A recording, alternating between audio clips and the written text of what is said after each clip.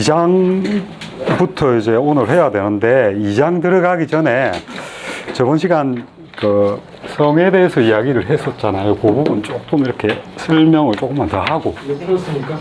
응? 틀었어요. 예.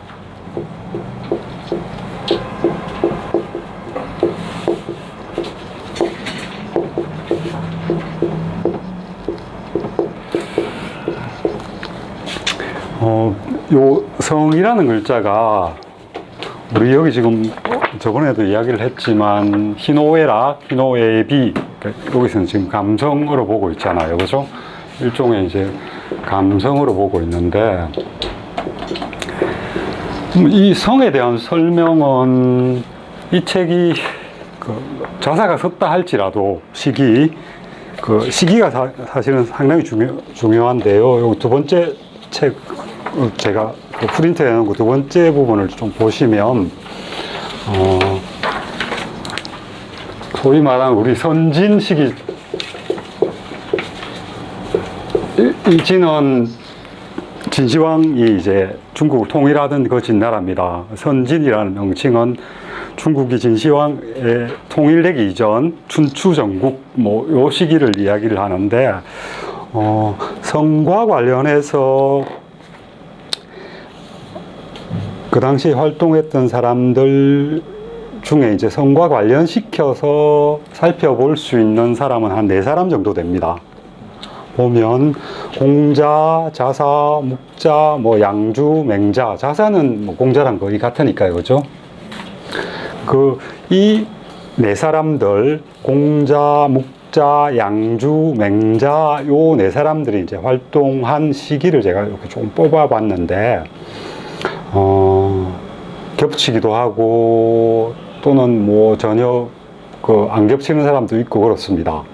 그러니까 공자가 551년에서 BC입니다. 다 479년 계략적인 연도들입니다. 이게 정확한 그건 아니고 공자는 비교적 정확한 것 같은데 자사는 483년에서 402년 그러니까 그 정도. 그 다음에 묵자라는 인물 요 앞에가 이제 생도 정확하게 모르고 죽은 연도도 정확하게 모르기 때문에 요 정도에서 태어났고 요 정도에서 죽었다 정도의 그겁니다. 보면 공자 죽고 나서 얼마 뒤 한 10여 년 뒤에 묵자가 태어납니다. 자사랑은 상당한 시간이 겹치죠. 그죠? 그리고 그 뒤에 이제 양주라는 사람이 있는데 양주라는 사람도 보면 묵자라는 사람하고 좀 겹치고 그죠? 자사라는 인물하고도 겹칩니다. 그러니까 자사가 공자의 진전을 이었다면 사상의 큰 틀은 거의 비슷하겠죠. 그죠? 그리고 이제 마지막 맹자라는 인물이 있는데 이 맹자라는 인물은 양주라는 인물하고는 좀 겹치고 묵자랑은 또 안 겹칩니다. 근데 이 공자와 묵자, 양주, 맹자 요 4사람이 성과 관련되어서 굉장히 중요한 이야기들을 하는 인물들입니다. 공자 같은 경우에는 성이 뭐다라는 이야기는 안 합니다. 공자가 성에 대해서 이야기할 때는 성상건, 섭상원 이랄까 성이라는 건 사람 비슷하다. 습관 들이고 나면 이제 사람들은 달라진다. 그런 정도. 성이 뭔지에 대해서는 이야기를 하지 않고 있고요. 이 맹자에 가면 성이 뭔지 명확하게 이야기를 하죠. 맹자에서 말하는 우리 보통 성선이라고 이야기를 하는데요. 맹자에서 말하는 성은 일종의 도덕성입니다. 그러니까 도덕적인 욕구라고 하나요? 그것에 따르는 것 정도로 설명하면 될지 모르겠습니다. 정확하게 길게는 설명을 안 드리겠습니다. 그러니까 맹자 부분 그 2페이지 제가 프린트한 제일 마지막 부분에 보면 척언지심, 시비지심, 수호지심, 사양지심 이런 게 사람에게 있다라고 이야기하고 이런 것들이 인, 지, 예, 의 이런 걸로 연결되는 거 이게 이제 사람 마음속에 있다라고 생각을 하거든요. 그러니까 간단하게 이야기를 하면 요 성을 감성으로 보는 거는 희노애락이잖아요. 요렇게 보는 거는 아마 초기 인물들, 공자도 아마 그렇게 봤을 가능성이 큽니다. 이게 자사 저작이라면 자사도 그렇게 봤을 것 같고요. 그런 흔적들이 어디에 남아있느냐 하면, 저번 시간에 잠시 말씀드렸던 그 곽점에서 나온 죽간본, 그 중에 요 첫 페이지에 보시면 그 성자 명출이라고 되어 있는 부분이 있습니다. 첫째 페이지. 제가 왔다 갔다 해서 정신이 좀 없으실 텐데, 첫째 페이지, 그 곽점 죽간, 이 두꺼운 그 책으로 지금은 이제 그 출간이 되고 있는데, 그 곽점 죽간본 중에 성자 명출이라고 제목을 달 수 있는, 그러니까 여기에 담겨 있는 글들은 제목은 없습니다. 그러니까 임의로 붙인 글인데, 요 내용들 중에 성하고 관련된 것들을 제가 쭉 뽑아놨거든요. 그 제일 첫 구절 한번 보십시오. 계약 그렇게 정밀한 번역은 아니지만 계략적인 번역을 제가 해서 붙여놓았는데, 천천히 한번 읽어보겠습니다. 인수유성 신망정지 물대이후작 대열이후행 대습 이후정, 이렇게 첫 문장이 표현이 되어 있는데, 그대로 번역을 하면, 범인 모든 사람들은 비록 성은 가지고 있지만, 성은 갖고 있지만, 이 망자는 없을 무자랑 똑같습니다. 심무정지, 마음은 정해진 지향을 갖지 않는다. 그러니까 우리 맹자식으로 이야기하면 마음은 정해진 지향이 있는 거죠. 그죠? 도덕적 욕구를 이행할 그런 것들이 마음속에 들어가 있습니다. 불쌍한 사람들을 보면, 저 불쌍한데, 저 구해줘야 하는데, 이런 것들이 마음속에 있다고 생각을 했는데, 초기 이런 성자명출에 나온 성에는 또는 마음에는 그런 게 없습니다. 원래는 그런 게 없습니다. 근데 그 뒷부분 대물 이후작 이렇게 되어 있죠. 직역하면 물을 기다린 이후에 작은 일어난다, 생겨난다. 뭐가 생겨나느냐 하면 정짓, 요게 생겨난다고 주어로 봐야겠죠. 그죠? 마음의 지향이 생겨난다는 겁니다. 대열 이후행, 열은 기쁨이라고 하는데 내면적인 기쁨들입니다. 뭔가를 하면, 보면, 또는 어떤 행동을 하면, 또는 어떤 걸 먹으면 기쁨이 생성되는 것, 마음속에 어떤 그 즐거움 같은 걸 느낀 이후에야 그 행동으로, 행이라고 하는 거는 요 주어도 아마 심이 움직인다, 이렇게 되겠죠. 그죠? 행은 진행하다, 이런 겁니다. 그죠? 그렇게 보면, 여기 지금 정지나 작이나 행 이런 것들은 성이라고 하는 것들이 어떤 식으로 해서 작동하고 하는 그런 거겠죠. 그 다음에 대습 이후정, 이걸 이제 이리저리 한 번 하고 두 번 하고 해서 익숙해지면, 습은 그런 겁니다. 노력을 들여서 익히던, 우리 아까 언어에서 말한 성은 사람들이 누구나 다 타고난 건 다 비슷하다. 근데 습상원, 습관 들이고 나면 달라진다. 그러니까 이 습이라고 하는 거는 여러 번 이렇게 계속 반복적으로 훈련하거나 또는 몸에 익숙해지도록 노력하는 겁니다. 노력한 이후에야 마음의 정향들 이런 게 정해지는 거죠. 어떤 걸 해야 되겠다 이런 게 정해지는 거죠. 그리고 또 직접적인 표현들은 제일 마지막 부분 한번 보십시오. 전체는 나중에 보시면 되고요. 우리 오늘 수업하고 관련해서는 호오 성야, 소호, 소오, 무랴 이렇게 되어 있습니다. 이거 번역하면 호오가 성이고 호오가 되는 대상들은 물이다 이렇게 명확하게 설명을 하고 있습니다. 그렇죠? 그러니까 호오, 감성, 이런 경우에는 감성이라고 표현할 수밖에 없겠죠. 그죠? 요 당시 죽간본이 묻혔을 당시 요걸 읽었던 그 당시라고 하면 자사가 살았던 시기쯤 되겠죠. 아니면 그 이후의 그게 될 겁니다. 그때까지만 해도 이 성은 감성으로 보았다. 유가 학파 내에서. 근데 뭐 여러 문헌들을 보면 성에 대한 규정들은 여럿이 있습니다. 어떤 사람은 식색이 성이다. 사람이 뭐 먹고 색은 뭐 섹스가 되든 아니면 이쁜 여자 좋아하고 뭐 멋있는 남자 좋아하고 이런 게 색이 될 수도 있습니다. 그죠? 식은 맛있는 거 먹는 거고 이런 거고, 그죠? 인간의 가장 기본적인 욕구를 성으로 보는 사람들도 있고요. 또 뒤로 가면 성은 장수하는 거다라는 표현도 있습니다. 인간이 태어나서 자기한테 부여된 수명을 다 누리고 살 수 있게끔 하는 어떤 것, 그 욕구겠죠, 그죠? 그런 것들을 이 성으로 보는 사람도 있습니다. 근데 성이 뭐면 뭐 어떻습니까, 사실, 그죠? 성이 인간이 어떤 존재인지에 대해서 규정을 하는 거는 성이 뭐다라고 이야기를 했을 때 인간이 가진 다른 요소들을 뭐 배제시키는 건 아닌 거잖아요. 그러니까 기본적으로 인간에게 가장 본질적인 것, 이 명칭은 뭐 그대로 다 적용될 거니까, 그죠?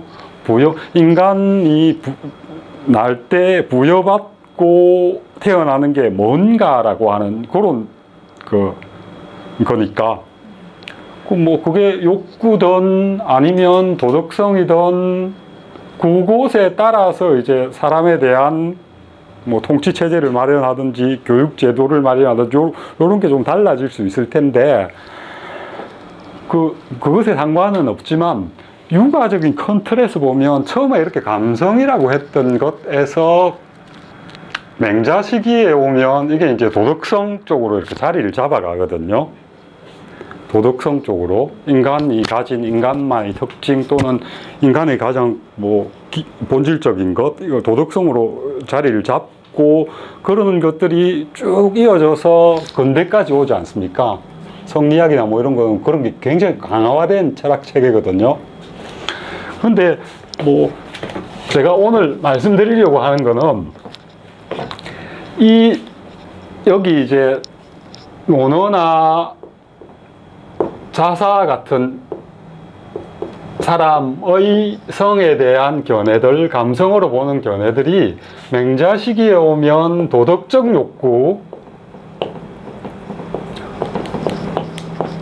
욕구로 변하게 되는데 이 변하게 되는 과정이 그냥 팍 넘어오지는 않습니다. 그래서 어떤 과정을 거쳐서 이리 왔으며 이게 맞냐 그건 사실 중요한 게 아닙니다. 그러니까 사상이 일정한 그 방향으로 이렇게 변화되는 거는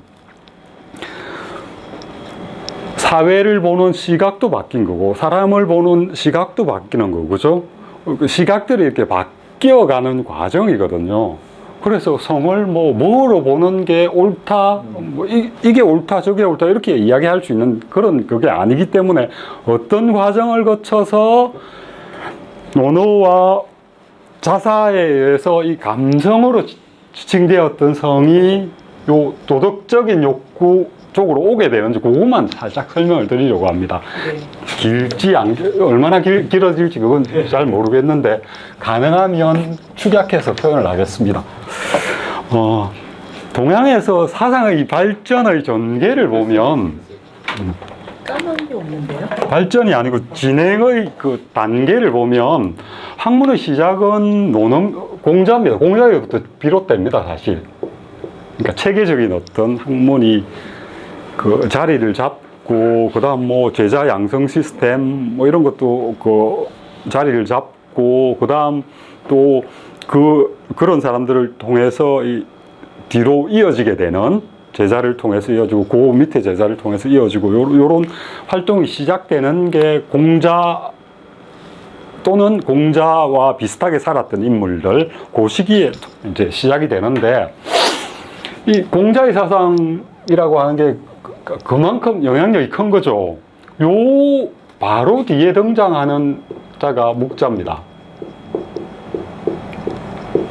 우리 보통 묵가라고 하는데 아까 그 생모를 보시면 공자가 죽고 한 10년쯤 뒤에 묵자가 태어납니다. 정확하다면. 근데 묵자는 이 유가의 학파들의 사상에 뭐 이걸 비판하면서 자기들의 생각 또는 그 자기들이 주장하는 부분들의 정당성을 확보하려고 했습니다. 묵자가 주장한 것 중에 여러 가지가 있습니다만 성과 관련된, 그러니까 묵자가 사상사에서 그 굉장히 중요한 역할로 뽑을 수 있는 한 측면은 뭐냐면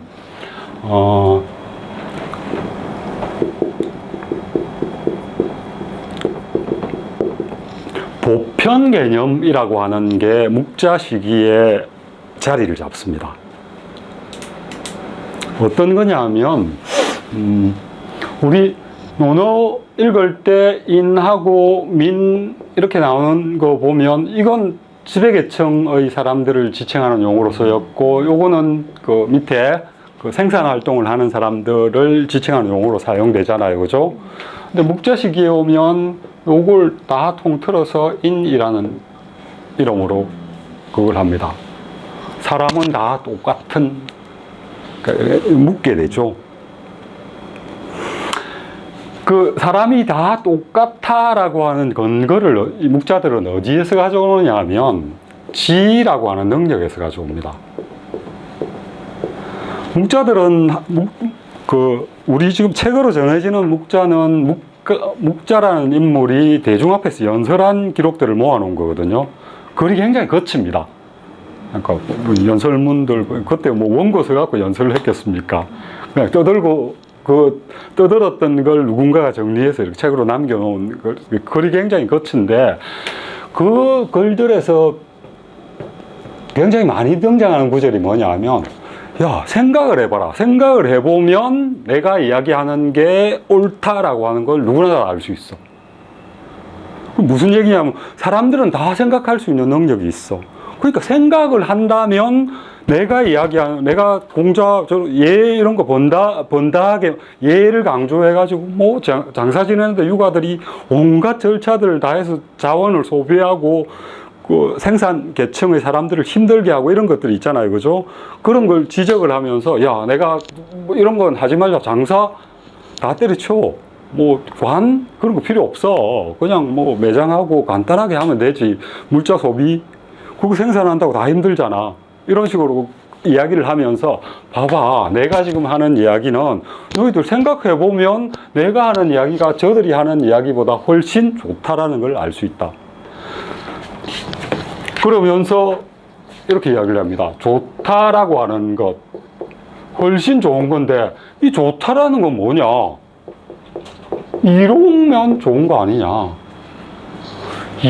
좋다라고 하는 거는 다른 게 아니다.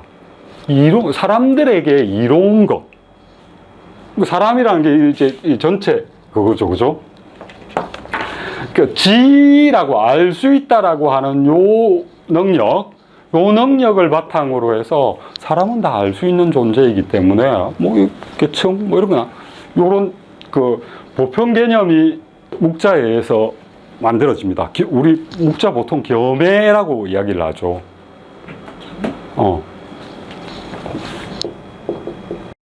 이건 뭐 파란 걸로 써줄 수 있잖아.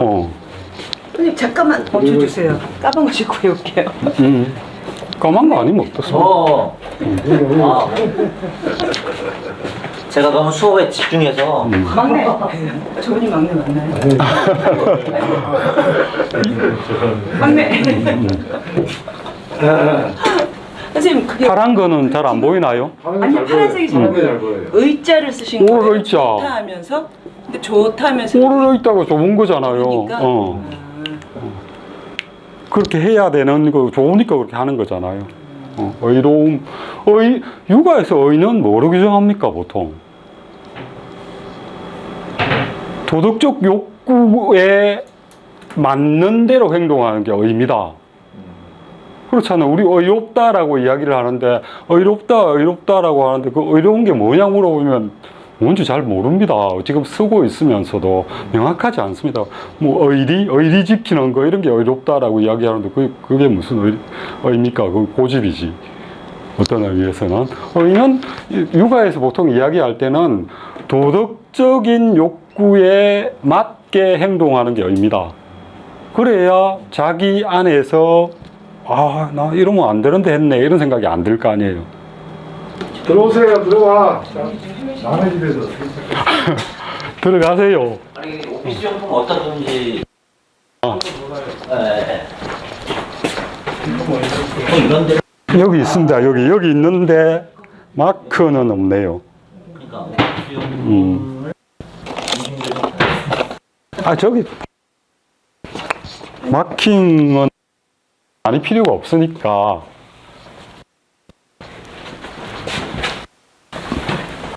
쭉 그거 없습니까? 아니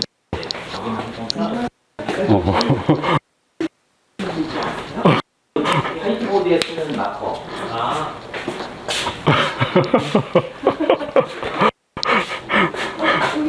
화이트보드에 쓰는 마크. 이거 약하나 이거도? 이것도 다르고. 그냥 걸어버리세요. 그냥 파란색으로. 이거도 잘 보이더만. 아까 여기 있다.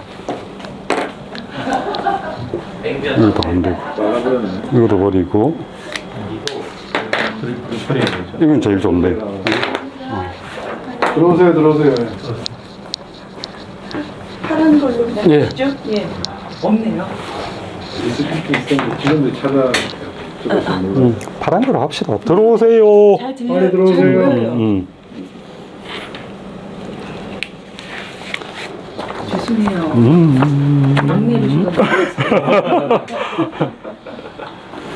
제가 제가 자리를 뺏어버렸는데. 겸해라고 하는 게 검은색이랑 빨간색. 아유 감사합니다. 감사합니다. 사람에 대한 차별 없는 사랑입니다. 그러니까 육아는 보통 내 아버지를 더 사랑하고 내보다 관계가 조금 멀면 좀 덜 사랑하고 이렇게 되는 게 인지상정이라고 이야기를 합니다. 내 엄마, 내 아버지, 내 새끼들 사랑하고 그걸 조금 해서 옆집 사람 사랑하는데 차등이 있는 겁니다. 왜냐하면 기본적으로 그 사람들은 사람이 같다라고 생각을 안 하기 때문에 초기에. 근데 겸해라는 건 왜 겸해라는 이야기를 할 수 있느냐 하면 이 사람들은 사람은 다 같다라고 생각해요. 같다.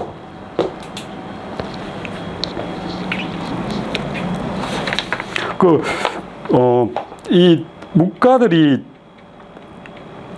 굉장히 지금은 뭐 동양의 그 사상들이나 아니면 사상 발전에서 보면 논리학이나 뭐 이런 부분, 기하학 뭐 이런 부분들은 서양에 비해서 이렇게 많이 뭐 발전이 안 돼 있는 걸로 알지 않습니까? 그죠? 근데 묵자들은 그런데 굉장히 탁월했던 것 같아요. 묵자는 어떤 사람들이냐면 크게 묵자의 구성원들을 이렇게 지금 정확하게는 알 수 없는데 성격을 이렇게 추려보면 군인 집단, 직업 군인 집단이라고 보는 사람들도 있고 또 한편으로서는 장인들, 건축기술자, 목공기술자 뭐 이런 사람들 있죠. 그런 사람들이 부류이면서 또 조금 종교적인 성향도 가진 집단입니다. 그러니까 우리 보통 이야기하면 지금 뭐 어떤 교주를 중심으로 해서 뭉쳐진 집단. 사제 집단들. 예, 그러니까 묵가의 우두머리는 일종의 교주와 비슷합니다. 굉장히 생사여탈권까지 다 지고 있습니다. 그래서 광주. 그 사람들은 그러니까 거의 집단 생활을 하기도 하고요.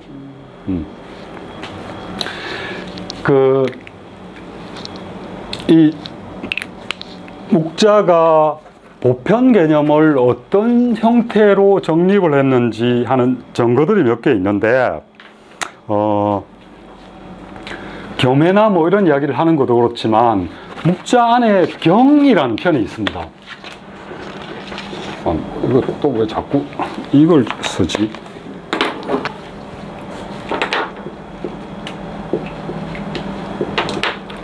편 제목이 경입니다. 경은 뭐 기준이란 말이잖아요. 우리말로 지금. 성경 뭐 이런 거는 홀리니까 좀 다르지만 동양에서의 경은 기준이란 이야기입니다. 시경, 서경, 뭐 오경 이런 거는 인간이 살아가는데 기준으로 삼아야 될 내용이 담긴 책이 사서 오경 할 때 그 경입니다. 경이라는 의미는 기준이라는 의미입니다. 그죠? 물론 뭐 초기의 의미는 그 직조를 하는데 이 배 짜는 거 할 때 이 세로의 굵은 실들을 경이라고 했습니다. 그러니까 이 천을 세상으로 보면 이 세상의 그 질서를 잡는 데 있어서 굵직굵직한 세로선들이 되는 게 경인 거죠. 편 이름 자체가 경인데 저 내용을 보면 일종의 용어 해설은 아니고 용어에 대해서 규정한 규정집입니다. 많은 내용이. 그러니까 묵가의 그 활동 중에 하나가 요즘 표현대로 하면 변호사 활동, 논변가. 그러니까 말로 해서 서로 붙어서 이기는 그러니까 논쟁 또는 논변을 하는 무리들이 묵가의 그 활동 영역 중에 하나인데, 예를 들면 공자 이후의 집단이 묵가잖아요. 그죠? 그러면 우리가 생각하고 있는 사상, 이상들이 공자를 중심으로 한 유가 집단의 이상, 사상보다 더 낫다는 걸 이야기하려면 그 사람들과 논쟁을 붙어야겠죠. 그죠? 논쟁이 붙어야 됩니다. 근데 논쟁을 하다 보니까 의라는 용어를 사용하는데 똑같은 용어를 사용합니다. 우리는 세상 사람들을 이롭게 해주는 걸 의라고 여기는데 쟤들은 다른 뜻을 가지고 의라는 용어를 사용하면 그건 논쟁이 안 되잖아요. 그래서 얘들은 이 경이란 작업이 뭐냐면 이런 용어들에 대해서 딱 규정을 해버립니다. 이 용어는 이 의미야. 예를 들면 아까 말했듯이 의, 리야 뭐 이렇게 규정하는 거.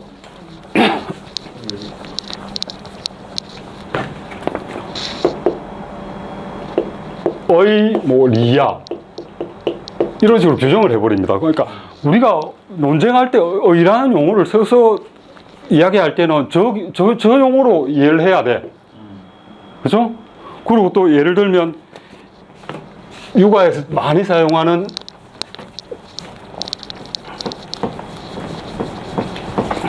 뭐 인 하면 체야 이렇게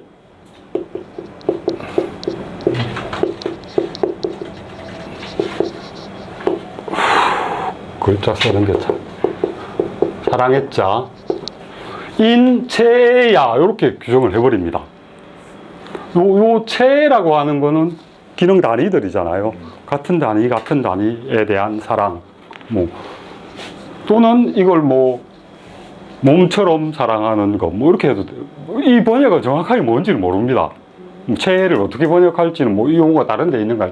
그러니까 중요한 거는 이런 개념들 같은 걸 가지고 딱 이렇게 규정을 해 놓은 규정집이 경이라는 책입니다. 거기에는 논리학과 관련된 개념 정의도 있고요. 그 다음에 뭐 수학에 관한 개념 정의도 있고 공간에 대한 개념 정의도 있고 시간에 대한 개념 정의 또는 기하학과 관련된 개념 정의도 있고 광학 같은 거에 대한 정의도 있습니다. 길지 않은 내용인데 이런 식으로 딱딱 써놓으니까 길지도 않잖아요. 그죠? 쭉쭉쭉쭉쭉쭉 이렇게 개념 정의를 쭉쭉쭉 해놨어. 이거 뭡니까? 이거는 어떻게 보면 이런 활동을 했다는 것 자체가 어떤 것에 대해서 어떤 개념을 이렇게 정했다라고 하는 거는 이런 식으로 생각하면 어휘는 이런 거고, 이런 식으로 생각하면 어휘는 이런 거고, 이런 것들을 하나의 곡으로 이렇게 통일을 시킨 거죠. 그러니까 아까 말씀드렸던 인이라고 하는 요 용어에 사람들을 다 집어넣어서 인이라고 그러면 다 똑같은 인이야. 그렇게 생각할 수 있는 게 이제 아까 보편이라고 제가 말씀을 드렸는데 이 용어가 맞는지는 모르겠습니다. 잘 쓰지는 않는데 보편 개념을 확립한 사람이 이 묵가들입니다.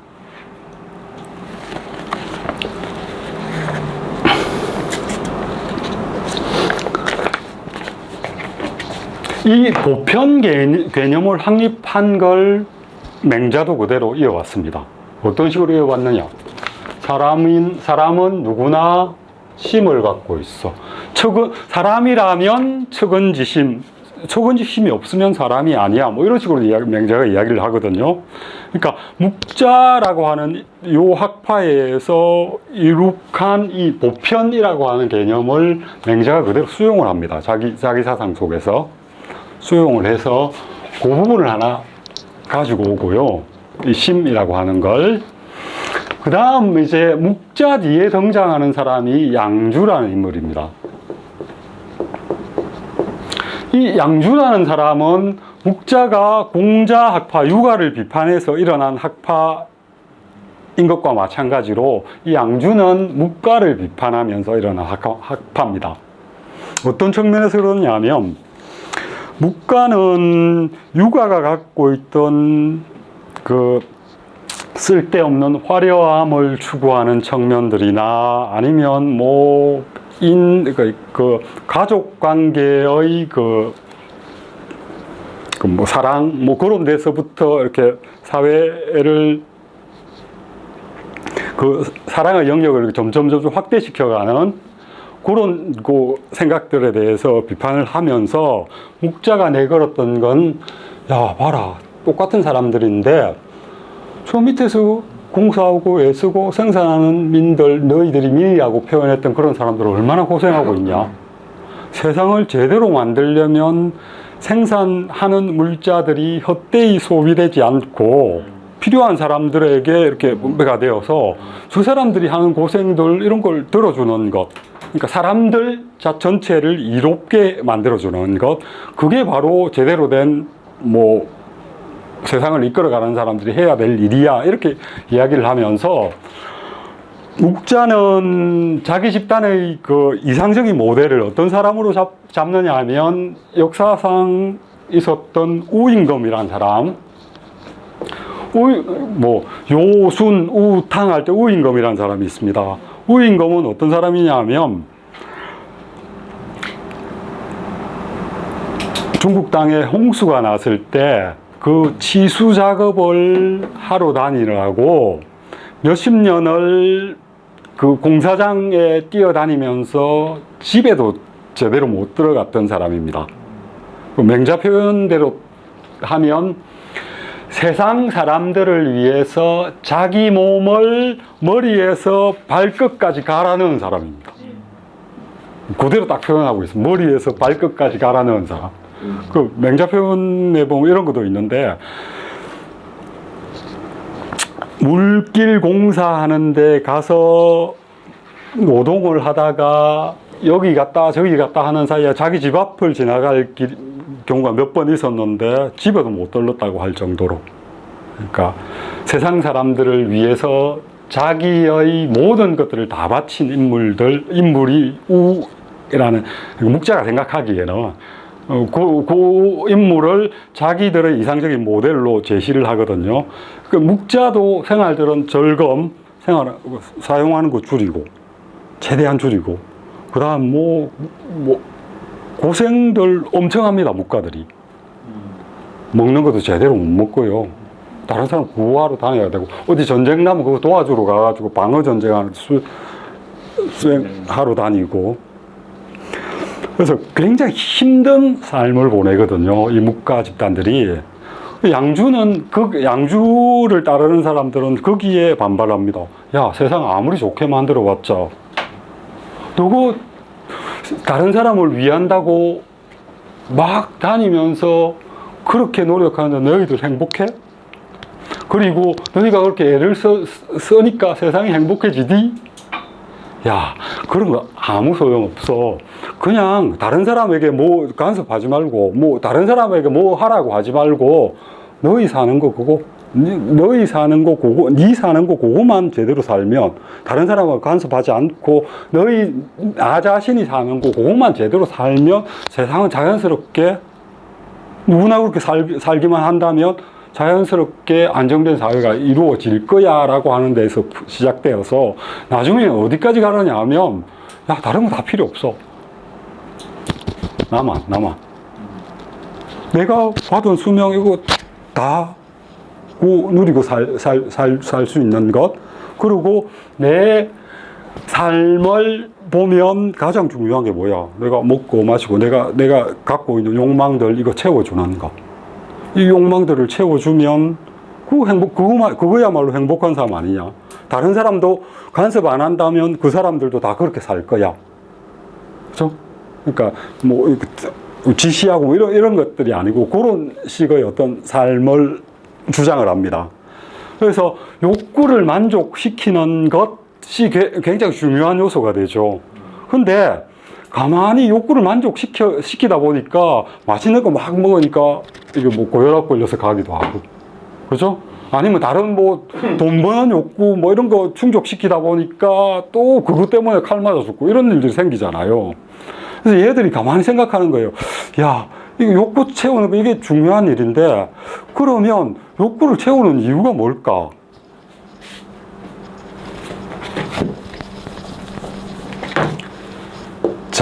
생을 온전히 유지해서 죽을 때까지 우리가 삶이라고 생의 상태, 삶의 상태를 온전히 다 유지하는 거, 그게 제일 중요한 거예요. 나중에 이게 장수하는 거, 오래 사는 거, 이런 것까지 연결이 되는데, 그러면 이 생을 유지하는 게 정말 필요하면 욕구, 맛있는 거, 기름기 있는 거, 이런 거 자연히 이렇게 좀 줄이게 되지? 그러니까 뭔가 욕구를 제어해 줄 수 있는 게 우리 안에 있어. 그게 뭐냐면 우리의 생명을 해치지 않는다라는 기준. 그게 우리 안에서 작동하고 있어. 라는 이야기가 양주의 사상의 끝에 가면 나옵니다.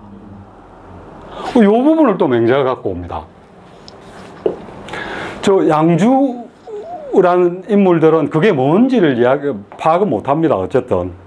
지금 드러나 있는 걸로 보면 그냥 이 생명을 온전하게 유지하는 것, 그게 우리 삶의 목표야라고 하는 이야기도 하고, 그 삶의 목표를 이루려면 욕구가 아무리 바라더라도 그걸 다 채우지 않게끔 조절하는 어떤 것들이 있어 라고 이야기를 하는데, 그게 뭔지는 이야기 안 하는데 맹자는 요걸 아까 보편화시킨 심이라고 하는 요 개념 속에 그걸 집어넣습니다. 그게 맹자가 파악하기로는 도덕적 욕구입니다. 이 심 안에는 욕이라고 하는 그게 들어가 있죠. 우리가 입으로 보고 맛있는 거 먹고 싶어 하는 것도 입의 욕구이지만 사실 마음에서부터 명령이 나오는 거잖아요. 그죠? 요 심을 두 개로 딱 나눕니다. 그래서 한쪽은 소체라고 표현하는 작은 체, 뭐 이런 건데, 그곳의 욕구, 이렇게 하고요. 한쪽은 도덕적 욕구. 그래서 이 욕구, 이 감각기관의 욕구들을 제어하는 장치로 도덕적 욕구를 위치시킵니다. 그래서 뭐 이 안에 어차피 욕기라고 하는 두 가지가 들어있는데, 초기의 성을 이야기할 때는 호오라고 그래서, 그죠? 호오라고 하기도 하고, 초기에는 욕오라고 했습니다. 바라고, 싫어하고. 요거 어떻게 보면 이 욕구인데, 같은 건데, 이 욕구를 두 개로 나누어 버립니다. 요 욕구는 여기에 들어가는 거고, 여기는 도덕적 욕구가 들어가는 거죠. 이걸 제어하는 걸로 요걸 잡습니다. 도덕적 욕구가 이 몸, 입, 코, 뭐 감각 이런 것들이 바라는 욕구들을 제어시키는 역할을 하는 겁니다. 그러니까 이 지금 맹자 같은 경우에 도덕적 욕구로 보는 거는 이 이전에 호오라고 하는 감성적인 부분을 성어로만 보았을 경우에 그게 극단적으로 가면 문제들이 발생을 하는 거죠. 그죠? 문제들이 발생을 하는 겁니다. 요걸 조절시켜 줄 그걸 필요로 하게 되고요. 그 필요로 하는데 맹자가 초점을 맞춘 부분은 요 부분, 도덕적인 욕구, 그 부분에 초점을 맞춘 거고, 그걸 성으로 연결시킨 겁니다. 그게 이제 뭐 근대까지 이어지는 거죠. 그게 훨씬 더 힘이 있으니까. 이론적인 부분에 성을 보는 측면에서. 그러니까 욕구만을 따르는 것, 뭐 보통 희노애락 이런 것들은 그죠? 마음에서 가져지는 대상에 대한 1차적인 욕구잖아요. 그죠? 그렇다고 그래서 뭐 맹자가 요런 것들을 무시하냐 그런 것도 아니고 이걸 이제 받아들여서 같은 이제 틀이 조금씩 바뀌는 거죠. 제가 보기에는 맹자라는 사람은 굉장히 천재인 것 같아요. 예. 그 공자의 길을 이은 사람은 크게 보면 저는 뭐 유가, 도가 이런 거 안 나뉘거든요.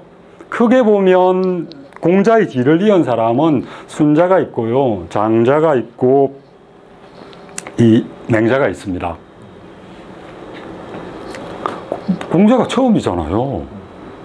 공자가 처음으로 어떤 그 학파를 열고 제자를 양성하고 이렇게 해서 뭐 노자가 있다고 하자면 노자는 전설적인 인물이니까 뭐 실제 인물인지 아닌지 아직 정확하게 모릅니다. 근데 그 공자에서 이렇게 빠져나온 거죠. 묵자도 사실 공자 사상에 대해서 대항해서 나왔다는 건 그 영향력 안에 있는 겁니다. 큰 틀에서는. 그죠? 전혀 다른 그게 아니고 거기서 이제 나와서 그 부분에서 공격 대상을 찾은 거고 개선 부분을 찾아서 묵자가 나오는 건데 묵자는 좀 가다가 이제 소멸해버리죠. 법가로 이렇게 흡수되어 버리고 순자 쪽으로도 좀 흡수되고 이렇게 흡수되는데 동시대 인물 셋을 보면 장주, 장자라는 인물하고 순자라는 인물하고 맹자가 고선에서 공자의 사상을 이어받은 측면이 있습니다. 그 제일 공자를 많이 이어받은 사람은 제가 보기엔 순자입니다. 예를 중심으로 하고요. 공자 성이 악하다라고 이야기하는 거는 그 순자 같은 경우 적극적으로 그 욕구를 성으로 본 겁니다. 인간이 갖고 있는 욕망을 성으로 본 겁니다. 그렇죠? 그래서 성악이라고 하는 이야기가 나오고, 그래서 그 공자의 그 사상 중에 원형을 그대로 이은 측면이 강한 쪽은 순자고요. 장자 같은 경우에는 논어 사상에 있는 것 중에 일민이나 아니면 언둔자들 이런 사람들의 그 인물들이 좀 등장을 하고 공자가 그거에 대한 평가를 하고 이런 것들이 있습니다. 그런 측면하고 이렇게 이어지는 측면도 있고요. 장자를 읽어보면 공자 많이 등장합니다. 물론 비꼬거나 이런 형태로 뭐 해석하는 사람들도 있는데요. 공자를 등장시켜서 막 뭐 바보처럼 보이게 하고 뭐 이런 그 식으로 장자를 해석하는 사람이 많고 그게 일반적인 그건데 제가 보기에는 그런 거 아닌 것 같습니다. 마음에 대한 어떤 기본적인 태도는 또 맹자와 장자가 굉장히 비슷합니다. 뭐 우리가 뭐 학파를 뭐 묵가, 법가, 뭐 유가, 도가 이렇게 나누어 놓은 거는 뒷 사람들이 뭐 보기 편하게 그냥 갈라놓은 거지 그렇게 갈라지지 않습니다. 겹치는 부분이 굉장히 많습니다. 그 성이라고 하는 걸 제가 왜 이런 이야기를 하느냐 하면 어떤 사람들은 이런 이야기를 합니다. 이 천명지 성 이거 성은 우리 전통적인 조선 시기 사람들은 이거 다 주작 철학이나 그런 걸 배워가지고 도덕적인 그런 부분도 이성 뭐 이런 거와 연결해서 성을 이해했지 않습니까? 근데 이 자사가 유학의 대표적인 경전이잖아요. 주의가 이걸 근거로 했으니까 주의가 성을 이야기할 때는 이 도덕적인 그 측면에서 성을 이해를 했고요. 근데 이 책이 발견되고 이런 고대의 문서가 발견되어서 이건 감성이다. 주자가 잘못 봤다. 이렇게 이야기하는 거는 의미가 없는 이야기다라고 하는 겁니다. 옛날에 뭐 이게 이 사람이 이거라고 이야기했던 그게 주의가 꼭 그걸 따라가야 될 필요도 없고요. 맹자가 그걸 꼭 따라가야 될 필요도 없습니다. 그죠? 그러니까 사상이라고 하는 게 이게 진행되어 오는 거기 때문에 그래서 야 주의 뭐 태계 뭐 이런 사람들이 성을 도덕성으로 봤는데 봐봐 그거 아니야 이게 정거야. 옛날 사람들 자사 선생님이 성은 오라고 했어. 그럼 주자 다 틀렸어. 그 배운 뭐 태계 뭐 율곡 다 틀렸어. 이렇게 이야기하는 건 의미가 없다는 이야기입니다. 그렇죠? 그거 때문에 네. 요즘 그렇게 하도 고함을 지르는 사람들이 있어가지고 맹자는 제가 보기에는 그 유학의 흐름에서 다시는 나올 수 없는 사람입니다. 굉장히 천재인 것 같아요. 그러니까 맹자가 살았던 시기에 가장 그 활성화되어 있고 따르는 사람들이 많았던 학파가 뭐냐면 양주와 묵적입니다. 묵자의 무리들입니다. 그 맹자에 보면 많이 나오거든요. 양주와 묵적의 무리들이 세상을 휩쓸고 있네. 저들을 비판해서 쟤들이 잘못됐다는 걸 드러낼 수 있으면 그게 대빵이야. 뭐 이런 식으로 이야기를 하거든요. 근데 맹자 자세히 보면 그 사람들이 이루어 놓은 사상적 또는 인간이 살아오면서 축적되어 있는 그 생각의 정수들을 속속 뽑아먹은 사람이 맹자입니다. 그걸 그대로 가져와가지고 진짜 핵심을 보편화 개념 그거랑 그다음 아까 심을 도입하는 그런 부분들 있죠. 그게 맹자의 심성론이나 이런 부분에서는 핵심이거든요. 두 개를 딱 가져와고 자기 나름대로 딱 공자랑 다릅니다. 공자가 이야기하는 틀하고는 굉장히 많이 다르거든요. 굉장히 또 정밀하고요.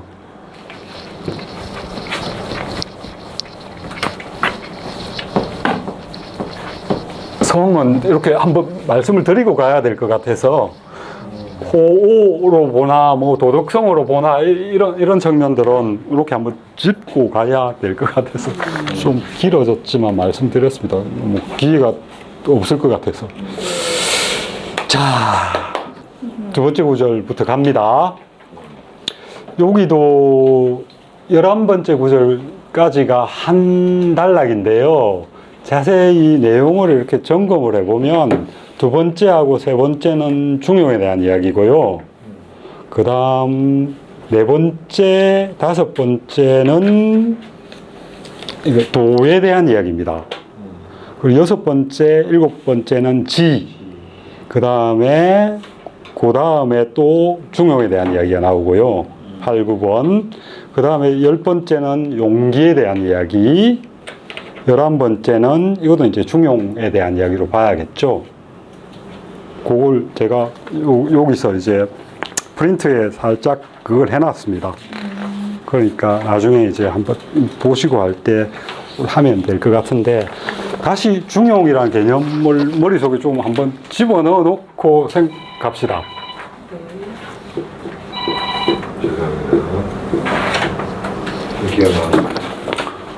중 뭡니까? 치우치지 않다. 예. 한마디로 하면 자기 중심을 잡는 겁니다. 그러니까 환경이 아무리 바뀌고 아무리 배를 타고 있을 때 파도가 아무리 치고 비바람이 불어도 자기 중심을 잡고 있으면 흔들흔들 하지만 엎어지진 않잖아요. 그거 생각하시면 됩니다. 치우치지도 않고 과불급도 아닌 상태라고 하는 건 다른 말로 바꾸면 중심을 잡고 있는, 그렇죠? 중심을 잡고. 용어는 뭐라 그랬습니까? 향상. 예. 지속 가능한 일상, 형상, 뭐, 요 정도 의미로, 그렇게 축약을 할 수 있습니다. 그러면, 그렇게 생각을 하고, 중용 안의 내용의 중을 뭐라고 설명하고 있었습니까? 희노애비 미발지위중 이렇게 돼 있었죠. 희노애비가 드러나지 않는 상태일 때가 중입니다. 그죠? 네. 그러니까 바깥에 물이 부딪혀서 성이라고 하는 희노가 있으면 바깥에 물이 이렇게 부딪혀 오면 정어로 바깥으로 드러난다 그랬잖아요. 요 드러나 있지 않는 상태가 중이라는 겁니다. 바꾸고 말하면 이 중의 상태는 바깥에 이게 닥치면 감정으로 튀어나갈 수 있죠.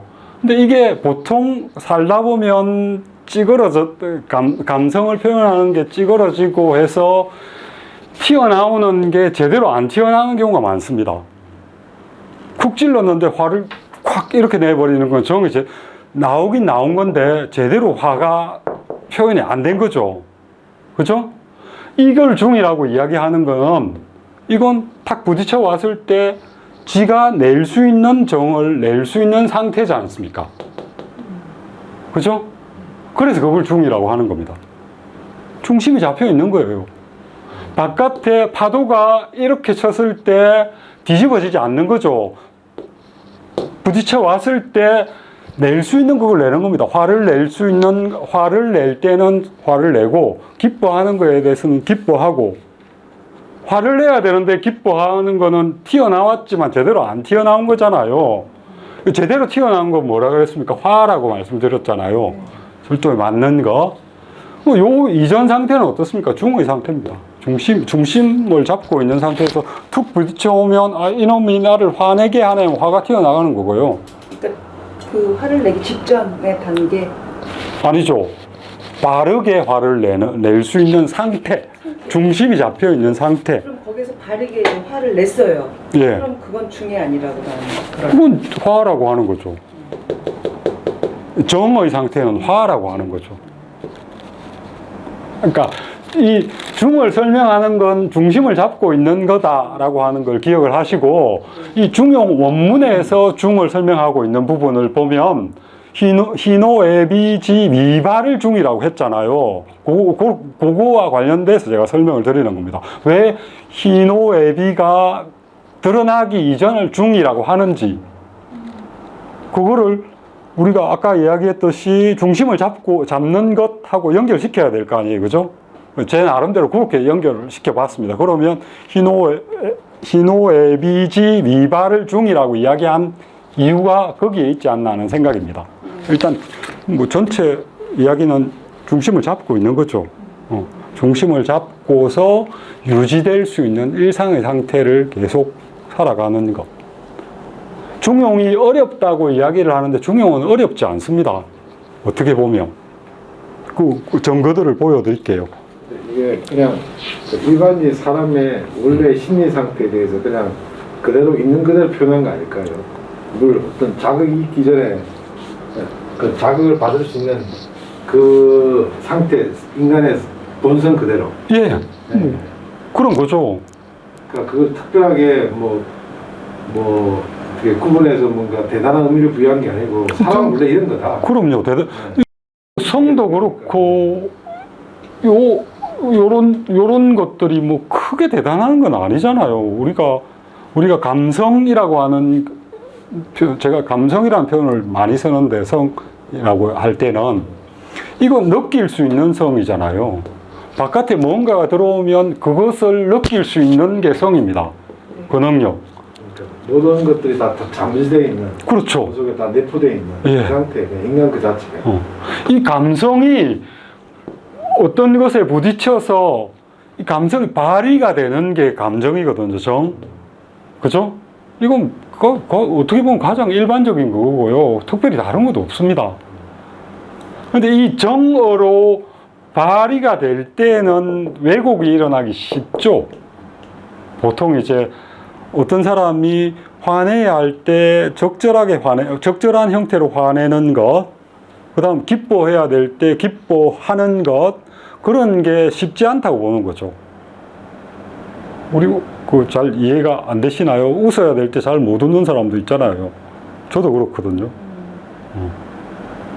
뭐 그게 사회적 체면 때문에 그럴 수도 있고, 아니면 짓눌린 어떤 그 심리 상태 때문에 그런 걸 수도 있고, 이 물이라고 하는 건 바깥으로부터 들어오는 그거지만 또 이것들을 압박하는 어떤 요소들도 될 수가 있는 거고. 그래서 어떤 의미에서는 이 중도 굉장히 중요한데, 이 두 글자 중 용이 더 중요할 수도 있어요. 그 중의 상태이긴 한데, 그 중의 상태의 그 최종 또는 더 그 사람들에게 중요하게 받아들여야 될 게 일상적인 어떤 상황, 변칙 상황이 아니라 그 상황을 계속 지속해 나갈 수 있는 그런 곳으로 이 중이 맞추어져 있는 거잖아요. 중 상태에서 그러니까 자기 중심을 잡는 것뿐만이 아니라 그 중심을 잡는 것 자체가 어디에 초점이 맞춰져 있느냐 하면 일상의 상황,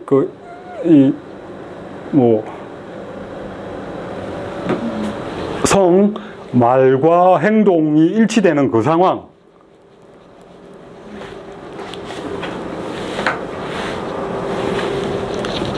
중용이라고 하는 걸 뭐 굉장히 하기 어렵고 힘들고 보통 사람은 못하고, 물론 여기에 그런 비슷한 구절이 나오긴 합니다만 그것도 나중에 설명을 드릴 텐데, 일단 쉽게 갑시다. 자기 중심을 잡는 거고, 일정한 상황을 지속시킬 수 있는 그 지속 가능성 또는 일상, 뭐 요런 식으로 표현하는 요 두 개만 일단 갖고 갑시다. 그냥 언행일치라고 그냥 단순화시켜도 가능할까요? 좀 다른가요? 어떤 측면에서 단순화시키는 겁니까? 언행일치라고. 그러니까 일상 생활에 초점을 맞춰서 지속 가능한 중심을 잡는 건데, 그게 결국은 말이라고 하는 거는 생각 속에서 나오는 거지 않습니까? 예. 그리고 그거를 실행하는 것이 결국은 행위고, 예. 그러면 결국 중용이라고 하는 거는 그러니까 생각해서 말하는 것과 행하는 것에 중심을 잡는 그런 일상의 자기 생활 방식, 그런 거라고 말할 수 있지 않나요? 그렇게 이야기하면 안 될 건 없을 것 같은데, 말과 행동의 일치라고 하는 게 쉬운 게 아니잖아요, 근데. 굉장히 어렵지 않습니까? 아니, 그러니까 지금 질문하는 게, 음. 그러니까 저희 만약에 아들한테, 예. 20대 중반인 아들한테 이런 거 사실 접해보지도 않았거든요. 근데 아빠 중용의 뜻이 뭐야? 쉽게 설명하면 네가 생각하고 말하는 것과 네가 실천하고 행동하는 것들을 일치시키는 거야. 그래서 그 중심을 네가 잡아가는 거야. 예, 예. 네가 일상에서 실천해야 돼. 예. 이렇게 좀 단순화시킬 수 있나 해서. 가능할 것 같습니다. 왜냐하면 이 중용의 큰 구조를 보면 중용을 설명하고 그 전체를 아우르는 용어로 성이라는 글자를 가져와서 설명을 하는 거니까, 그러면 중용을 성어로 설명하는 거잖아요. 중용의 한 측면에서 보면 가능한 부분일 것 같습니다. 그렇게 이해하면 성은 이해를 하는데 성하고 중용하고 같은 건 아니죠. 그죠? 그 부분은 좀 이격의 부분이 있을 것 같은데. 그러니까 지금 한 구절 한 구절 할 때마다 되게 많은 생각과 느낌이 있는데, 예. 이거를 다 띄고 나면 중용이라는 그 이름 아래 뭐가 탁 나올까 단순화시키는. 그게 잡힐까요? 복잡해질 것 같은데. 오히려 그렇죠. 근데 일단 조금 더 읽어 내려가다 보면 이 중용을 이야기하면서 지인용이라고 하는 개념도 나옵니다. 중용이라고 하는 게 가능하려면 이게 돼야 됩니다. 이게 돼야 중용이라는 게 의미가 있습니다. 무조건 뭐 자기 중심을 잡는 게 그게 잡힙니까? 이 지라고 하는 용어는 여기 지금 지도 이야기하고 용도 이야기하고 있잖아요. 요거부터 설명을 좀 해갑시다. 지는 뭔가를 아는 행위, 지식을 습득하고 경험을 습득하고 이런 것도 지고요. 그 다음에 우리가 보통 지혜라고 하는 것도 지라는 글자 안에 들어갑니다. 그 다음에 또 뭐냐 하면 이 지라고 하는 게 물의 운동과 연결되어서 설명되는 개념입니다. 계곡의 물이 흘러가는 거 한번 생각해 보십시오. 가다가 흘러내려가다가 뭔가 이렇게 솟아 있으면 싹 옆으로 돌아가죠.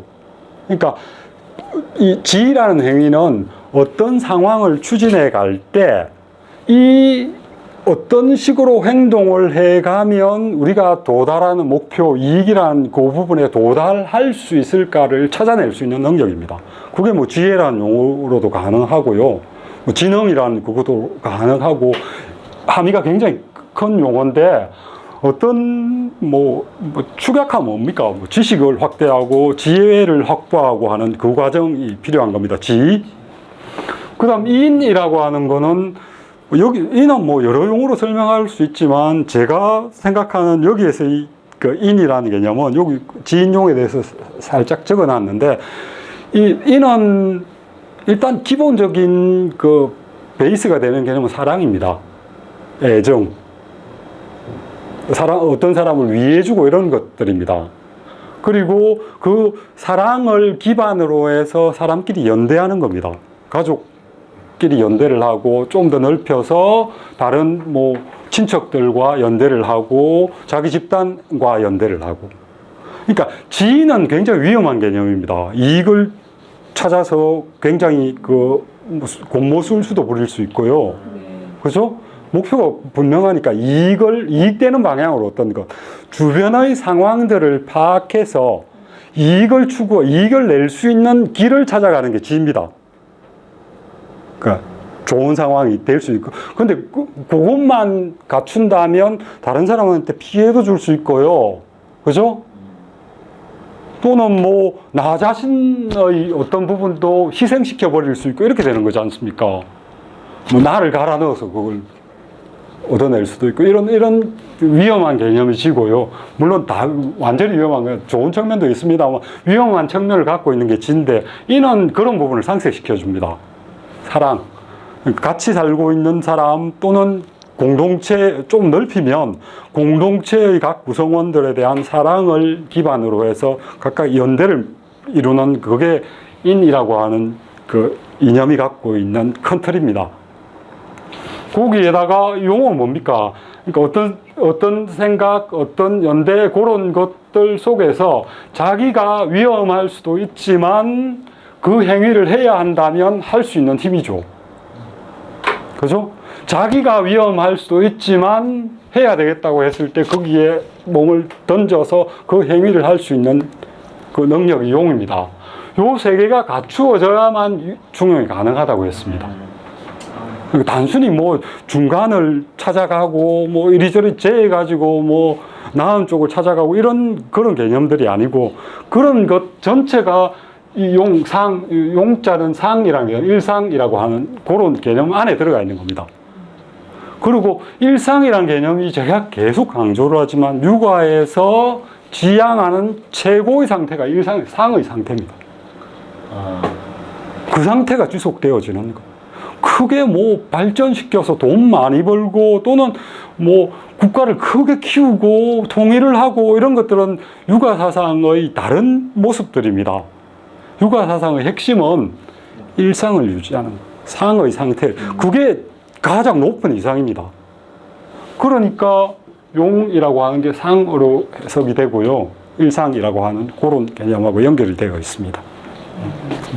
자, 갑시다. 두 번째부터. 죄송합니다. 제가 일상에 대한 개념을 잘못 이해해서 아까 그런 말을 한 것 같아요. 예. 지금 들어보니까 일상을 이해하는 레벨이 달랐던 것 같아요. 일상에 대한 개념이 가장 쉬우면서도 가장 어려운 게 상입니다. 네네 그런 것 같아요. 예. 그 누구나 할 수 있으면서도 대단한 사람도 못하는 게 상입니다. 일상이 쉬운 예. 굉장히 이런 사유 구조는 다른 데서는 찾기 힘들 겁니다, 아마. 뭐 고대 그리스도 그렇고요, 아니면 다른 문화권에도 이런 사유의 틀은 거의 없는 것 같습니다. 자, 두 번째 부분 한번 읽어주시고. 군자 중용, 소인 반 중용, 예. 군자지 중용야, 군자이 시중, 예. 소인지 중용야, 예. 소인이 무기타냐. 예. 중리가 말합니다. 군자는 중용을 따르고 예. 중용한다 뭐 이런 뜻이죠. 중용을 하고 예. 소인은 중용에 반한다. 예. 군자의 중용은 예. 여기서 군자다움? 예. 군자다움이 군자답고 군자답고 예. 적절한 때에 예.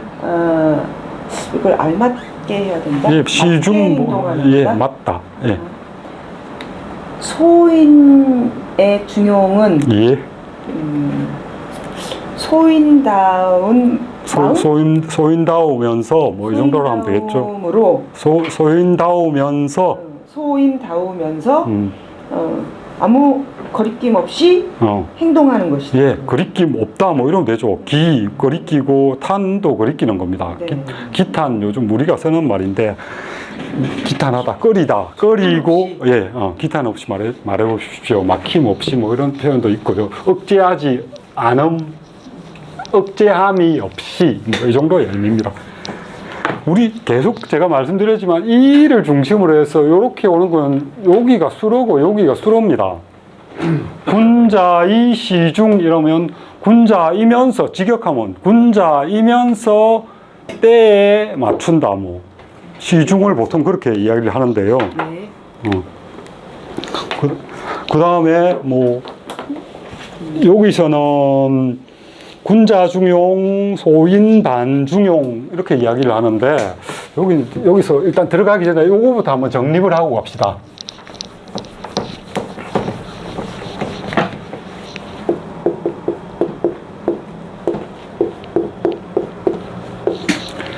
군자, 소인 계속해서 나오는데 이건 어떻게 보면 육아에서 말하는 인간형의 가장 대표적인 두 가지 유형입니다. 그냥 사람의 유형이라고 보시면 됩니다.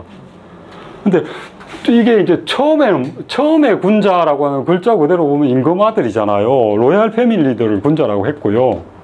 처음에는 임금의 아들들이니까 뭐 왕자 밑에 내려가면 뭐 손자도 그러니까 이렇게 되는 거 그 혈통에 따르는 로얄 패밀리들이 군자고요. 원래 초기에는 이 소인이라고 하는 거는 군자 개념이 그 로얄 패밀리에서 바뀌면서 덕이라는 개념이 사람을 평가하는 용어로 들어가면서 이 군자에 덕성을 갖춘 사람이 군자라는 개념으로 자리를 잡습니다. 그거에 반대되는 개념이 소인, 그러니까 덕성을 갖춘 사람이니까 덕성을 갖추지 못한 사람이겠죠. 덕을 갖추지 못한 사람이겠죠. 초기에는 이 소인은 어떤 인물들이냐 하면 우리가 논어에서 인민 이렇게 나뉠 때 요 인계층 중에 그 하급 실무를 담당하는 실무직들, 제사상 차리고 그 다음 뭐 하면 가서 옆에 도와주고 말 관리하고 뭐 이런 일들 실무를 하는 사람들입니다. 그런 사람들을 소인이라고 했습니다. 이 사람들은 뭐 이 전체 국가를 운영하는 어떤 큰 틀에서 사고하는 사람들이 아니죠. 그죠? 소소한 일들을 하는 사람들입니다. 근데 춘추 시기 이후, 중기 이후에 넘어가면 그런 실무직들을 하는 사람들이 늘어나고요. 그 사람들이 경제적인 이익들이나 이런 것들을 얻는 방법들을 점점 자기 영역을 넓혀갑니다. 그래서 이 사람들은 이익이라고 하는 측면에 굉장히 안테나를 바짝 세우고 있는 사람들입니다. 그리고 삶에 있어서 이익 추구하는 것들을 굉장히 중요하게 생각하는 사람들입니다. 뭐 지식인 또는 통치자 계층 안에서도. 그래서 이런 사람들은 전통적으로 군자 계층, 요 위에 이제 뭐 제후들이나 경, 대부 이런 사람들하고는 좀 구분이 되죠. 이 사람들은 체면 때문에 예라고 하는 체계에 얽매여 있잖아요. 그죠? 이익 추구하고 이런 것들은 자기가 정해져 있는 틀 안에서 움직이는 사람들입니다. 그래서 뭐 땅 투기 이런 것도 못하는 사람들이고요. 농장 확장 이런 것도 못하는 사람들입니다. 근데 이 애들은 할 수 있잖아요. 그러니까 사유재산 제도가 어느 정도 춘추 중기 이후에는 사유재산이라고 하는 그 틀들이 이렇게 확장이 되거든요. 부를 크게 키우는 것, 이런 사람들이 등장합니다. 장사해서 돈 많이 버는 사람도 생기고요. 뭐, 땅을 개척해가지고, 황무지를 개간해가지고, 부를 또 이루는 사람도 있고, 이런 사람들이 생깁니다. 그런 그 이익과 관련된 사람들을 모아놓은 게 이 소인 집단으로 이렇게 요 군자 계층하고 나뉘어지게 됩니다. 그래서 이 사람들은 덕성에 의해서 움직이는 사람들이고, 이 사람들은 덕에 의해서 움직이는 사람들이 아니라 이익에 따라서 움직이는 사람들이겠죠. 이 사람들의 입장에서 보면 하찮은 사람들이죠. 저급한 사람들이고, 그렇죠?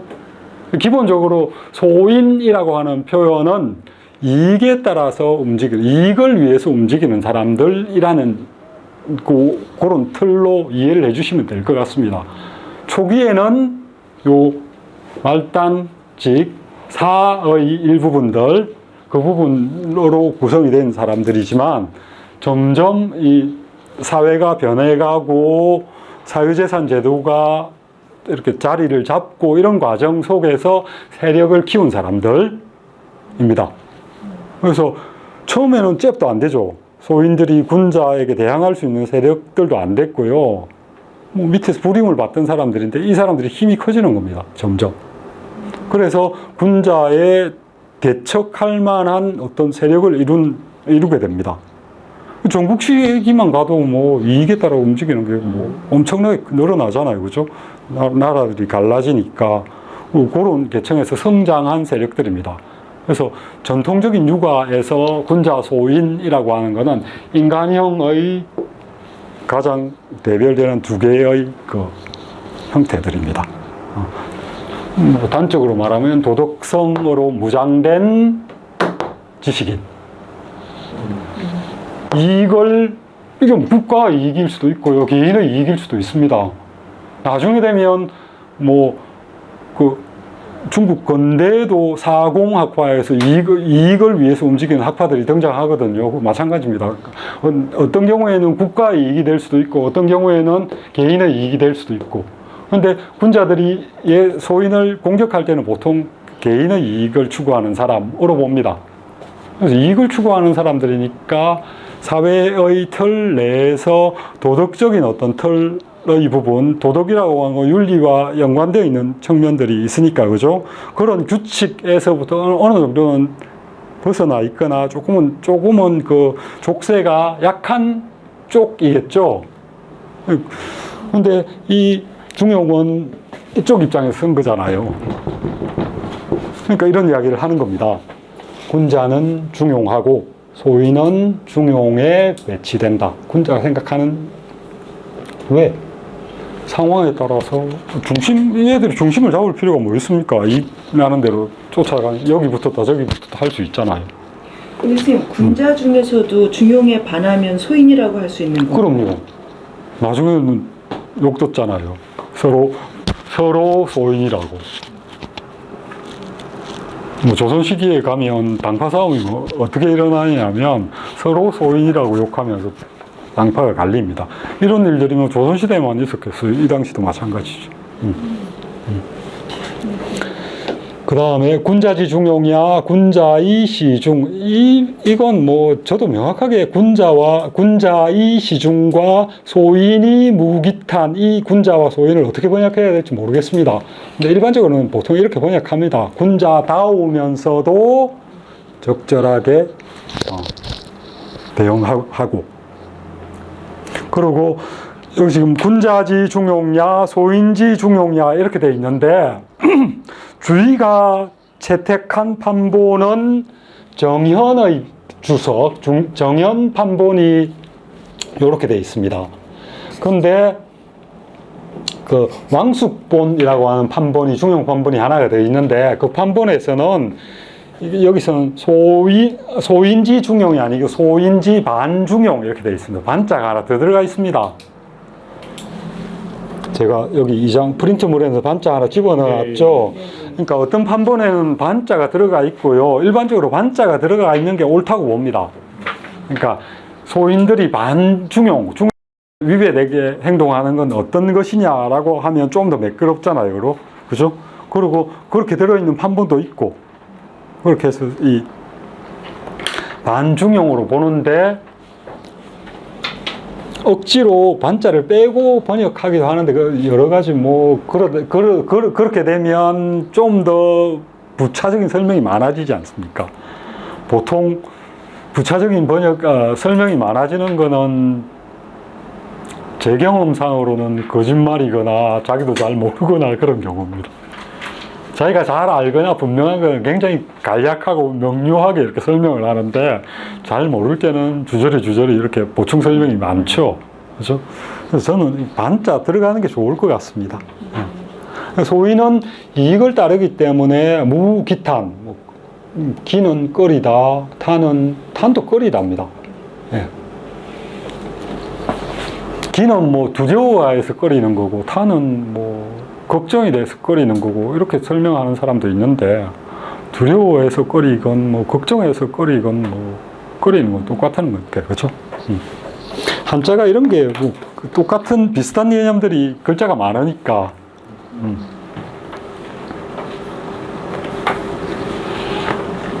소인이 무기탄하니까 사업가를 들어오는. 사업가? 사업가들은 소인이라고요? 그 옛날 사업가들이 기탄이 없는 경우들이 많아서. 보통 우리 사는 사람들은 다 기탄이 없지 않아요? 많은 경우에 자기 이익과 관련된 첨예한 부분에서는 100명 중에 99명이 다 그럴걸요. 나 안 그런 사람 별로 못 봤습니다. 무치하고는 또 다른 개념이죠. 그렇죠. 보통 군자인체한다라고 하는 표현을 우리 많이 쓰잖아요. 그 군자인체한다라고 하는 게 자기의 그 이익과 첨예하지 않은 부분은 얼마든지 군자일 수 있죠. 그런데 10원짜리, 100원짜리 딱 걸려갖고 자기 이익하고 직결되는 경우에 그 안 변하는 사람은 별로 못 봤습니다. 그걸 이렇게 양보하는 사람을. 그런 경우에 우리는 보통 바보 같다 그러죠. 그러지 않나요? 뭐 저는 의외로 양보하는 사람들 많이 봤는 거예요. 그런가요? 만약 양보하지 않는 계층들이 많습니다. 사업가라는 예, 생각이 들어서 옛날부터 소인 계층이 실무가들이라고 한다면 이런 돈을 다루는 일을 하는 사람들은 이렇게 될 수밖에 없지 않나는 생각이 드네요. 그렇습니다. 저는 뭐 육아들이나 육아를 공부하는 분들이 군자 소인을 같이 개념을 집어넣어 가지고 이렇게 우열을 나누는데 저는 그렇게 우열을 나누어서는 안 된다고 생각합니다. 원래 생겨날 때 가졌던 뭐 그런 이 소인의 그 원래 의미들 된 게 아닌가 싶어요. 예, 도덕적 의미를 너무 부여할 필요가 없지 않을까요? 지금은 오히려 현실에서는 군자의 지위에 있는 사람들이 더 소인에 예, 같은 추구하지 않나요? 그렇습니다. 소인을 꼭 나쁜 개념으로 볼 필요가 있을까요? 하는 생각도 듭니다. 이익이라는 개념이 이익을 취하는 것 자체가 나쁜 게 아니라 이익을 취한 이후에 이것을 어떻게 활용하는 것까지 확장이 되어야 되지 않을까. 그 부분도 연결이 되겠지만 이익을 취하는 부분도 좀 문제가 있지 않습니까? 그러니까 어떻게 이익을 취하는지. 예. 다른 사람의 이익을 깔아뭉개면서 보통 이익을 취하잖아요. 이익이라는 게 한정되어 있으니까. 많은 경우에 그 파일을 키우면서 이익을 취하는 사람도 있고, 그런 경우에는 뭐, 이 당시에도 이익을 취한다고 그게 뭐 타도 대상이 되거나 뭐, 그렇지는 않았던 것 같습니다. 근데 이제 군자도 어떤 의미에서는 자기의 세력이라고 하는 게 있을 거 아니에요. 그죠? 자기가 지켜야 할 어떤 선들이 있으니 그 부분을 소인들이 치고 들어오는 그런 측면이 있었겠죠. 그런 측면에도 있었고, 또 사회 틀이라고 하는 게 특히 춘추 시기에서 전국 시기 요 넘어오는 과정들은 굉장히 변화가 심한 사회입니다. 차라리 한 나라 이렇게 되고 통일이 되고 이렇게 진행되는 사회는 거의 변화가 없는 사회의 그 틀로 이렇게 쭉 점진적인 변화로 이어지는 사회지만은 춘추 전국의 시기는 굉장히 사회가 많이 변하던 시기거든요. 사회 틀들이. 그 안에서는 온갖 부류의 사람들이 다 나오죠. 그래서 이런 뭐 소인 계층의 이런 사람들이 뭐 실무적인 일만 신경 쓰는 게 아니라 자기들의 어떤 생각들을 말로 표현, 일종의 어떤 그 이론적인 어떤 그런 것들로 내세우기도 합니다. 그렇게 확장이 되고요. 그런 것들이 결국 전국 시기의 부국강명이라고 하는 큰 목표. 그러니까 뭐 나중에 7개 나라가 남아서 피 터지게 싸우잖아요. 뭐 싸우려면 군대를 강성하게 해야 되고 경제력을 갖춰야 되니까 그런 걸로 따지면 다 그것에 집중하는 사람들은 소인들이죠. 그렇죠? 그 와중에도 맹자 같은 군자들이 있었습니다. 다니면서 유학적 가치나 뭐 이런 것들을 통해서 사회 안정 또는 뭐 통일까지도 생각했던 사람. 됐습니까? 두 번째는 그러고 가도 될까요? 예. 그 다음 거 갑시다. 예. 자왈 중용 기지의 후호 예. 민성 능구이라. 예. 좀 어렵군요. 자왈 중용은 참으로 지극하구나. 예. 그 사람들이 이게 능지구. 예. 사람들이 중용을 행하는 사람이 적을선이죠. 예. 적어진 게 오래되었구나. 예, 맞습니다. 적다, 한문에서 적다, 많다, 크다, 작다라고 할 때, 뭐, 소, 이런 거 할 때, 요게 주어입니다. 뭐뭐가 적다. 그죠? 뭐뭐가 많다. 적다, 많다, 쉽다, 어렵다. 적다, 많다, 수량을 나타내는 거, 이 선도 드물다니까 수량을 나타내는 거잖아. 요게 주어로 보면 돼요. 이것이 적다, 이것이 쉽다, 이것이 어렵다. 이렇게 하면 되니까. 민이 선능, 능한 것이 적어진 것이 구의, 의로 끝나잖아요. 제가 의로 끝나면 뭐라고 하라고 그랬어요. 적어지게 되었다. 많았는데 적어진 상태로 상태의 변화가 일어난 겁니다. 의자로 종결되는 거. 야로 종결되면 뭐라고? 적다. 이렇게 번역이 되고요. 의로 되어 있는 문장은 적어지게 되었다. 상태가 변화하는 것을 종결시킬 때 의를 쓰고, 단정, 변하지 않는 상황에 대해서 이야기할 때는 야를 씁니다. 해가 뜬다. 이러면 야를 쓰는 거죠. 해가 져버렸다. 변화를 나타낼. 해가 져버렸다라고 할 때는 의를 쓰는 거죠. 또 이따가 변화되는 상황에서. 여기서 주목해야 될 표현은 민입니다. 민. 그리고 중용이잖아요. 중용을 민과 연결시키면 어떻게 되는 겁니까?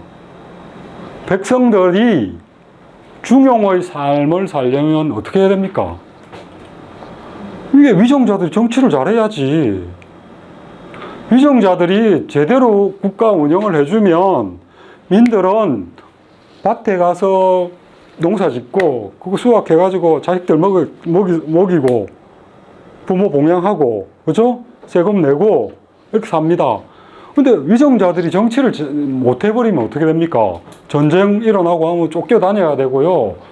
세금 확 걷어가 버리면 없어갖고 쫄쫄 굶어 죽어야 되고요. 땅 뺏어버리면 땅 찾아서 떠돌아다녀야 되고요. 떠돌아다니고 굶주리고 한 상태는 뭡니까? 상이 아니죠. 상이 아니잖아요. 그런 상태를 상이라고 할 수 있습니까? 육아에서 상에 해당되는 그런 상태는 상이 아닌 거죠. 떠돌아다니고 굶주리고, 그죠? 그러니까 민들이 중용을 할 수 없어진 게 오래되었다라고 하는 거는 이때가리들이 통치를 제대로 안 한 게 오래됐다는 겁니다. 이 공자말이잖아요. 그죠?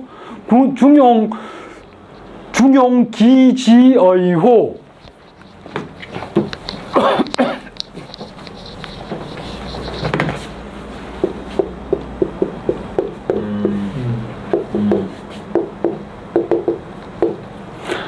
기자는 아마도 뭐 하게 되었으리라. 뭐 어휘로 되어 있으니까. 요 기자는 부사입니다. 부사. 이런 경우에 아마도 뭐 어쩌면 뭐 이 정도로 번역하면 될까요? 이 기자는 뭐 아마도라고 해도 되고 어떤 경우에는 어찌 뭐 이런 의미로도 쓰입니다. 이 기자는 중용 그거 정말 대단한 것이지. 그런데 백성들이 중용의 삶을 살 수 있는 사람이 적어지게 된 게 한참이나 됐다. 왜? 한참 사회가 혼란스러웠으니까. 공자가 살았던 시기는. 그죠? 그 이야기입니다. 이게 뭐, 공자 이야기니까 민은 여기에 해당되는 사람, 통치를 받는 대상들, 요 위에는 인이잖아요. 그죠? 민입니다. 민들이 무슨 중용을 해? 중용은 굉장히 하기 어려운 건데, 중용은 대단한 거야. 이렇게 생각하면 민하고 이 중용을 어떻게 연결시킵니까? 중용은 일상이라니까요. 그러니까 이 길에 걸어 다니는 보통 사람들도 중용을 할 수 있는 겁니다. 근데 대단하다고 하는 사람도 중용을 못하는 경우도 있습니다. 그 중용이 갖고 있는 일상을 유지하는 거, 상은 누구나 할 수 있지만 어떻게 보면 누구도 그걸 완전히 할 수 있는 사람은 없다. 그러니까 어려운 거예요. 이렇게 백성 중에 일을 행할 수 있는 사람이 드문지 오래되었다. 이거 뭐 이렇게만 번역해 놓으면 이 안에 들어있는 의미가 잘 안 드러나죠. 그죠? 왜 백성들이 이렇게 중용을 행하는 게 어려워졌는지도 좀 설명을 주로 좀 달아놓으면 좋겠는데 그런 건 별로 없습니다. 선생님, 백성이 중용을 할 수도 있는 거죠? 그럼요. 누구나 다 할 수 있는 거지. 이게 백성이 할 수 있다는 전제에서 말한 거 아닙니까? 예. 그러니까 그 중용 다른 구절도 보면 네, 그렇습니다. 가능하지 않은 통치계층이 제대로 지가 못해서 오래됐으니까. 백성도 똑같이 못하게 된 거다. 예. 이야기입니다. 네. 됐습니다. 네. 예. 중용이 예. 그 따로따로 글자를 쓰면서 예. 중용의 개념을 갖고 있는 애가 있나요? 중용? 예. 주로 붙여서 쓰지 않나요? 예, 그렇게 중용, 제가 계속 말씀드리잖아요. 중용 안에는 중용을 설명하는, 개념적으로 설명하는 구절이 하나도 없습니다. 다른 데도 없습니다. 그러면 중하고 중용하고 음. 이때 중자가 다른 개념으로 볼 수 있지 않나요? 중하고 중용하고요. 중하의 중자와 중용의 중자. 그거는 또 이런 그 난점이 있습니다. 왜냐하면 그 얘기나 이런 데 보면 여러 가지 덕목들을 이야기하는데 거기에 중이라는 덕목과 용이라는 덕목이 따로 있는 경우가 있습니다. 그 한 덕목들 6개, 7개를 나열해 놓는 그런 구조를 띄고 있는 몇 가지 문헌들이 있거든요. 그런 문헌들에 보면 중용을 붙여서 하나로 보는 게 아니고 중용 이렇게 따로 떼어놨습니다. 그러니까 중이 하나의 덕목이고 용이 하나의 덕목이고 이렇게 나뉘어져 있는 게 있어서 이 중용만 놓고 보면 중용을 한 단어로 봐도 됩니다. 근데 그런 어떤 문헌들이 이 문헌이 작성되는데 전혀 무관하지 않은 것들이기 때문에 그래서 중과 용을 이렇게 별개로 이렇게 중용. 그렇게 할지라도 중화에서의 중과 중용에서의 중은 다른 개념으로 볼 수 있지 않을까요? 왜냐하면 중화에서의 중은 사람의 본성의 상태, 심리 상태에 대한 하나의 설명이고 원래 인간이라는 것은 마음은 아직 감정이 드러나지 않은 그 상태는 그냥 우리는 중이라고 칭하는데 예. 그게 드러나면 제대로 드러나면 화다. 예. 그런데 이때는 그냥 인간의 심리 상태에 대한 본성에 대한 설명일 뿐인데 예. 중에서의 중은 일종의 도덕적인 개념으로서 어떤 치우치지 않는 예. 뭐 이런 식의 개념으로 또는 치우치지 않는 일상의 상태. 예, 일종의 행위 규칙, 예, 예. 행위의 어떤 큰, 예, 예. 그렇게 해서 다른 개념으로 볼 수 있지 않나 싶어요. 가능합니다. 안 될 거, 과거 예. 연결되지는 않고 희로애락 예. 애랍지 미발 상태를 중의 중으로 연결시키는 게 논리적으로 맞지 않다는 생각이 아까 제가 그래서 제가 부연 설명을 한참 했지 않습니까? 네. 희노애 발지 중이 왜 그 중심을 잡는 중하고 연결되는지. 그걸 어. 억지로 그렇게 하지 예. 아예 다른 걸로 그냥 잘라버리면 더 훨씬 더 자연스럽지 않나 싶네. 그게 가능할지는 생각을 좀 해봐야 될 것 같습니다. 확실하게 예. 가능하지 않을까요? 예. 일종의 적중입니까? 아니면 뭡니까? 그럴 경우에 예. 중을 어떻게 보고 싶으신 겁니까? 적중하다? 적중하다. 음. 예, 그런 의미로. 음. 또는 예. 음. 그러니까 이거는 같이 판단용으로 보는 거죠. 중에서 중. 중이 뭐 기본적으로 적중하다, 맞추다 이 개념이 그게 중자란 글자의 기본적인 개념 첫 네. 그겁니다. 그러니까 이 개념을 확장시켜서 또는 변형시켜서 늘려서 사용한다 할지라도 그 개념은 들어가 있어야 됩니다. 그죠? 네. 가장 기본적인 개념이어서 그렇게 생각할 수 있습니다. 서로 약간의 뭐 그런 개념적 연결은 서로 돼 있고 중의 어원 때문에 언어의 어떤 역사 때문에 희노애락지 미발이라는 개념도 담을 수 있지만 확장된 개념으로서 가치 판단용으로 쓰일 때 중용에 쓰일 때의 중은 희노애락지 미발을 넘어서는 개념이라는 거죠. 어떻게 넘어서나요, 좀? 그러니까 도덕적인 판단으로서 치우치지 않은 예. 미발이 아닌 상태가 아니고 어떤 그 편향되지 않고 치우치지 않고 예. 예. 그렇게 그냥 가는 게 더 맞지 않나. 그건 충분히 가능합니다. 미발의 상태를 중이라고 해서 그 중을 거기에만 묶어둘 필요는 없습니다. 그러면 이게 미발의 상태라고 하는 거 우리가 볼 수도 없는 건데 박제시켜 놓은 거잖아요. 그 중이라고 하는 거는 동적인 겁니다. 동적인 글자인데 박제시킬 필요는 없죠. 그러니까 중의 기원을 설명하고 거기서부터 끌어온 거라는 이야기지. 그러니까 희노애비의 중이라고 하는 게 그 출발점이 되는 것이지 중은 굉장히 동적인 개념입니다. 맞추다잖아요. 그죠? 충분히 그건 가능하죠. 예, 예. 자, 됐습니까? 어떻게? 이상하게 이해한 것 같습니다. 아니 저는 그렇게 봤거든요. 그러니까 중이라는 게 있지만 그 의미들이 조금씩은 다를 수 있는 건데 그걸 하나로 봐서 이렇게 완전히 다른 거 아니냐 이렇게 말씀을 하셔서 그러니까 그게 발현되기 전에 중과 또 제대로 발현됐을 때 중화의 중과 그게 저는 조금은 다르다고 생각을 하거든요. 그것도 가능하다고 생각을 하거든요. 그래서 굳이 그렇게 하지 마시고가 아니고 굳이 그렇게 하셔도 될 것 같다.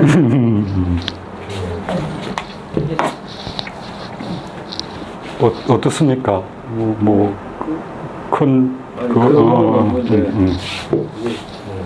그러니까 중화에서의 중자의 어떤 의미하고 중용에서의 중자의 의미가 조금은 다르게 그렇게 서로 인정할 수 있을 거라고. 네, 그렇게 저는 처음에는 그렇게 가능할 안 받아들이다 보니까 자꾸 연결해서 해보려다가 연결이 안 돼서 아예 차라리 개념 풀기가 개념이 또 완전히 발전되었다. 이렇게 생각하는 게 더 이해하기 쉽겠다는 생각이 들었어요. 도 있다. 예, 근데 그게 혹시나 제가 억지 해석이 아닌가라는 게 억지는 아닙니다. 여쭤보는 겁니다. 가능할 것 같습니다. 우리 오늘 도까지는 보고 갑시다. 도 혹시 도가 어디죠? 4장, 5장 예, 두 개 연결되니까 네네. 4장을 네, 예 갑시다. 도지 불행야 예, 아지 즉지의 예, 중국을 하십시오, 중국. 중국어로 해주세요.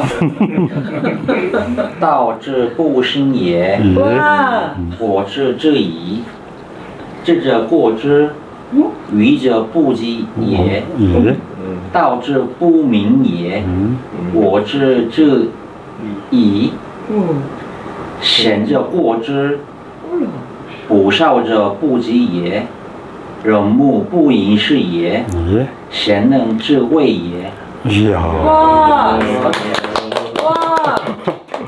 와. 야. 와 정말 오. 네. 발음 좋아요? 예. 오. 성조가 성적 굉장히 야, 멋지다. 좋습니다. 공부 못해도 되나? 이거 번역할 때도 조금은 조심해야 됩니다. 한번 가보십시다. 네. 네네. 나는 알게 되었다. 도가 행해지지 않다는 것을 예. 아는 사람은 지나치고 예. 어리석은 자는 부족하구나. 예. 나는 알게 되었다. 예. 도가 밝혀지고 드러나지 않는 것을 예. 현명한 사람은 지나치고 부족한 자는 현명하지 않은 자는 부족하구나. 예. 먹고 마시지 않는 사람은 없건만 예. 그 맛을 아는 사람은 적구나. 예. 좋습니다. 오. 여기 도지불행야 아지지의 이렇게 돼 있죠.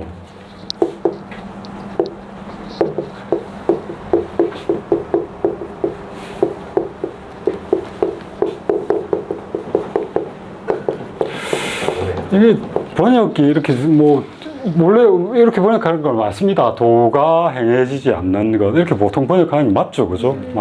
한문 규칙에서는 그렇습니다. 도가 행해진다는 게 도대체 무슨 말입니까? 혹시 도가 행해진다.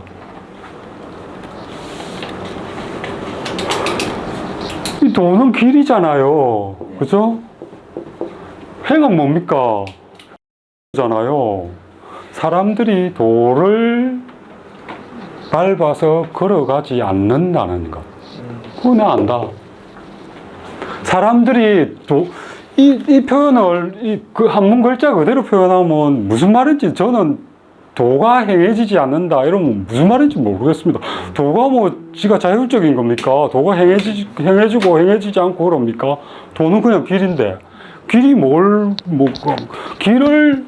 길이라는 건 사람이 걸어가는 그거잖아요. 길이 있습니다. 사람들이 여기로 안 다니는 겁니다. 도지불행은. 길이 있는데 사람들이 그 길로 안 다니는 게 도지불행입니다. 사람들이 길로 안 다녀. 나 그거 알아. 왜 그러냐? 지자과지. 지가 좀 안다고 생각하는 사람들은 지자는 그렇습니다. 안다고 생각하는 사람들은 이 길로 안 가고 길을 넘어 다녀. 우자, 지가 좀 멍청하다는 사람들은 길로 못 올라다니고 길 밑으로 다녀. 굴급입니다. 그죠? 길이 있는데 길을 이렇게 성인이 길을 제시해 놨건 어쨌든 길을 만들어 놨습니다. 길은 사람 안 다니면 없어져 버리죠. 근데 길은 만들어 놨는데 이 길로 사람들이 안 다니는 겁니다. 사람들 길로 안 다녀. 나 그거 알아. 근데 왜 그래? 가만히 보니까 지 좀 안다는 생각하면 그게 무슨 길이야? 이쪽이 길이야 하고 길 아닌 데로 다녀버리고요. 좀 멍청한 사람들은 야, 길 성인이 남긴 길 그거 정말 어려운 거야. 우리가 어떻게 그렇게 걸어가 그렇게 가 하면서 거리 안 가리고 또 쇳길로 가버리는 겁니다. 이게 어려운 그게 아닌데 도가 행해지지 않는다. 이러면 어려워지는 겁니다. 그죠? 도가 행해지고 안 행해지고 이런 게 어디 있습니까? 도는 사람이 걸어가야 그게 길인 거죠. 그렇게 보면 이 구절이 그렇게 어렵지 않잖아요. 그죠? 그 지자, 우자라고 하는 지자, 우자도 대비시켜서 보셔야 됩니다. 그러면 지는 똑똑한 사람입니다.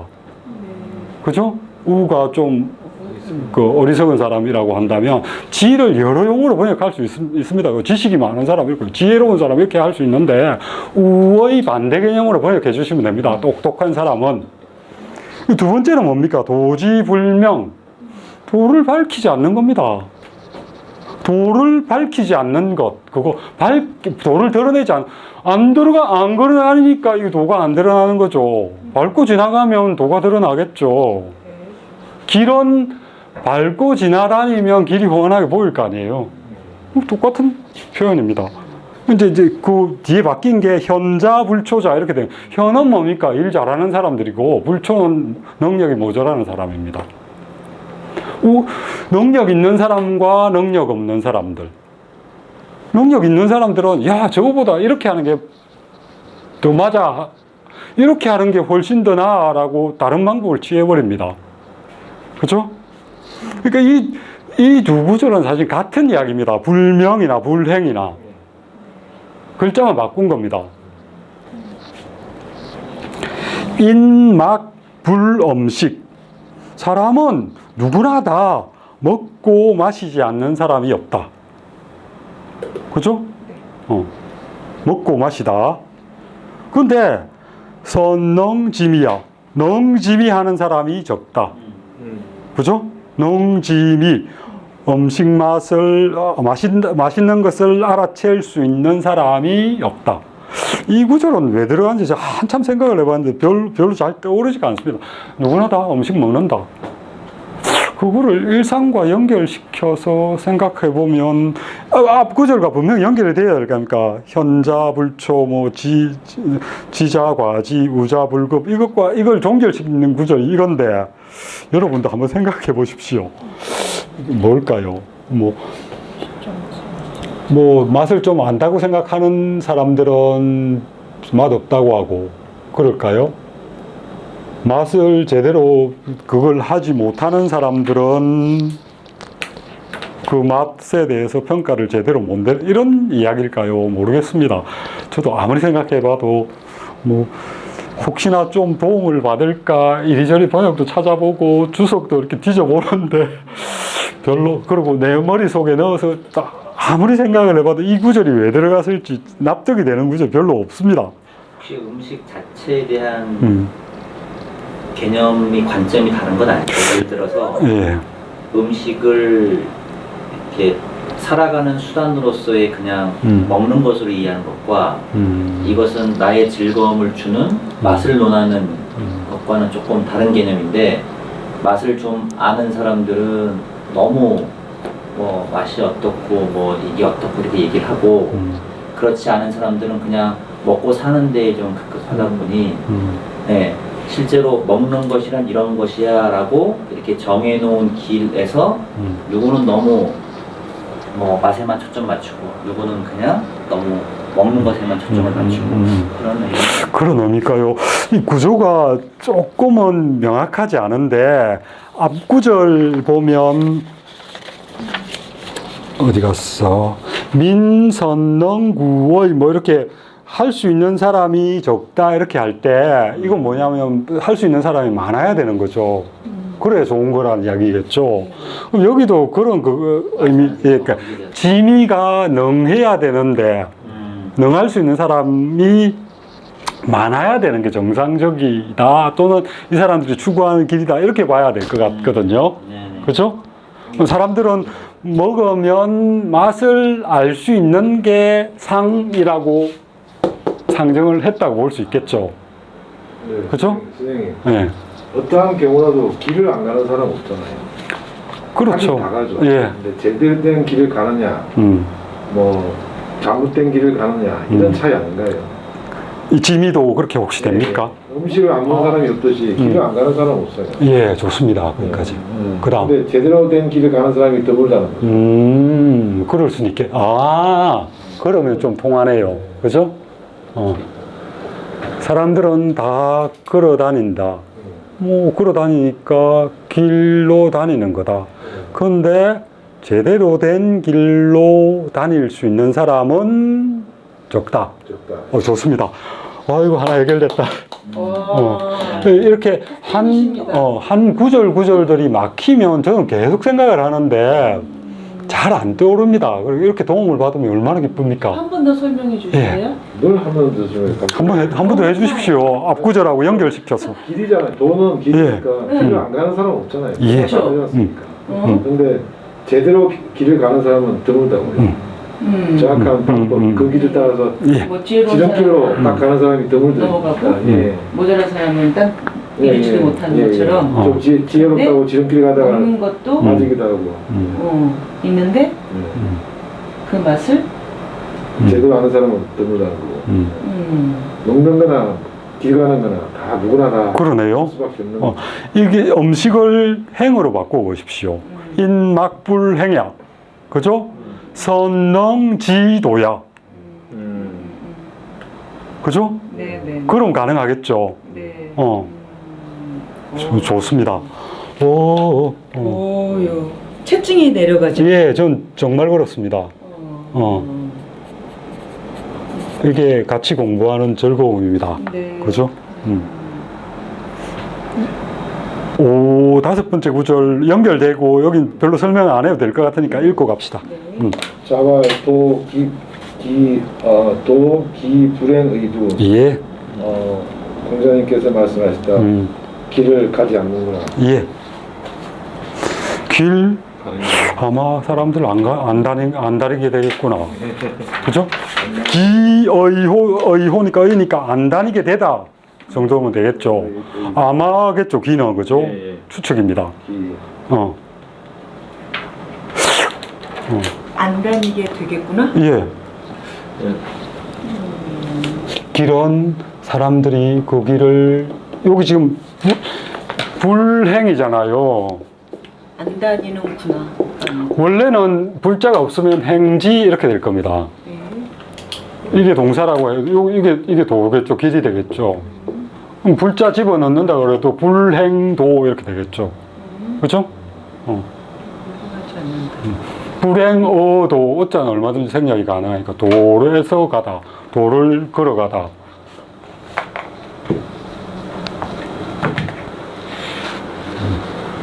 다음 시간에 이 지자는 한번 설명을 드리고, 한문을 보는데 지자의 용법을 좀 딱 이렇게 기억을 해 놓으면 한문 보는데 조금 더 익숙해질 수 있습니다. 지자 설명, 이전에 논어할 때 몇 번 설명을 드렸는데, 네. 몇 년 됐으니까 한 번 더 설명을 드리겠습니다. 6장부터 가나요? 예, 다음 시간에 6장부터 합시다. 6, 7, 8, 9. 10일까지 끝날 것 같으세요? 모르겠습니다. 아니면은 12를 12를 이제 많아지잖아요, 양이. 이걸 한 사람이 그냥 맡아서 하는 게 낫나요? 아니면 나눠서 하시죠. 조금이라도 나눠서 예. 12 나눠주세요. 일단 10일까지만 합시다. 다음 시간에. 예. 아, 네네. 그러니까 지금 그 6, 7, 8까지는 맡으신 분이 계시죠? 네. 이건 저 그다음 네. 9, 10, 11은 맡으신 분이 지금 없습니다. 아니 9 있어요. 9 강범구 강선생님한테 제가 연락을 안 드렸는데 제가 드렸어요. 드렸어요? 자칭 방장입니다. 그럼 좋습니다. 반장님 하십시오. 그럼 했는데 이거 11은 선생님이 하시고 예. 얘기를 했는데 그거 아니요, 나눌까요? 혹시나 뭐 조금씩 하시죠. 그러니까 제가 해도 되는데 하시죠. 하는 게 낫죠. 어. 서로. 그러니까 그러면 선생님 10을 10을 나눠주세요. 거기 군자 거지까지 한 번에 하시고 아니, 그냥 그 전체 다 하십시오. 똑같은 안 구조야. 되는데. 당신이 하십시오. 그 예, 10을 제가 할게요.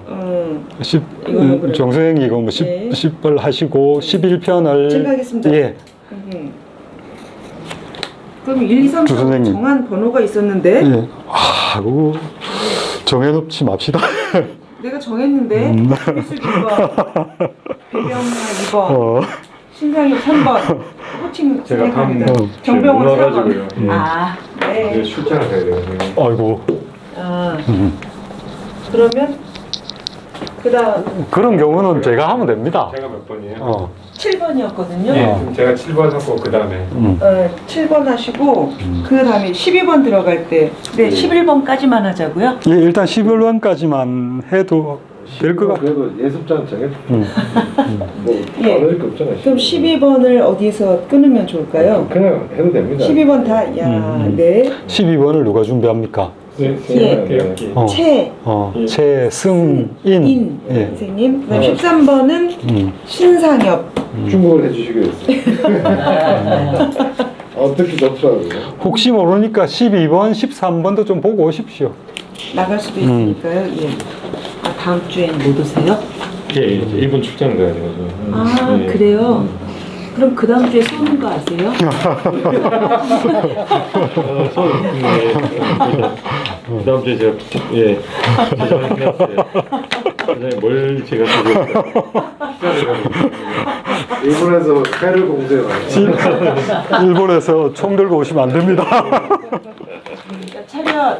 경례. 아, 감사합니다.